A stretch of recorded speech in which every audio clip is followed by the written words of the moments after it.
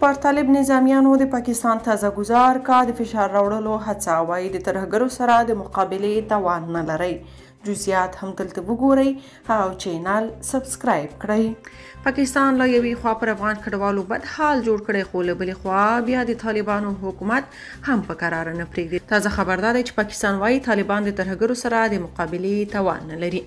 د پاکستان لومړي وزیر د ترکیې د TRT ورلد تلویزیون سره په مرکه کې ادعا کړې چې د افغانستان سرپرست حکومت یعنی طالبان د ځینو ځانګړو ترهګرو ډلو پر وړاندې د مبارزې وړتیا نه لري.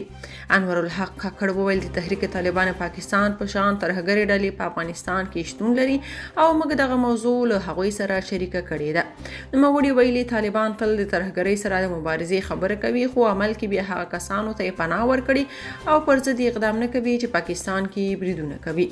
کاکړ زیاته کړې چې طالبان خو یا نه غواړي چې د TTP پر ضد اقدام وکړي او یا هم د دې توان نه لري چې دا کار ترسره کړي. تر دې وړاندې ملا یعقوب ویلي و چې هیڅ چاته اجازه نه ورکوي تر څو له افغان خاورې نورو هیوادونو ته ګواښ پیښ کړي، خو داسې هم نشي کېدای چې طالبان د نورو هیوادونو کې عملیات وکړي او د هغه هیواد دښمنان د هلته په نښه کړي.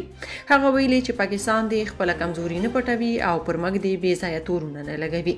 همدارنګه له دې وړاندې اسلامي امارت دغه ادعاوې رد کړې وې او ویلي و چې د پاکستان حکومت باید د دوی د هیواد امنیت تامین کړي.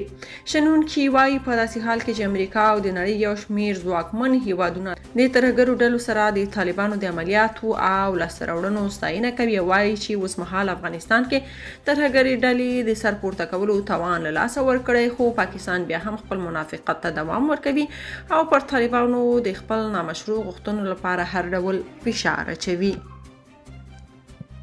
که تاسو په دې اړه څه نظر لرئ په کومنټ کې شریک او چینل سبسکرایب کړئ.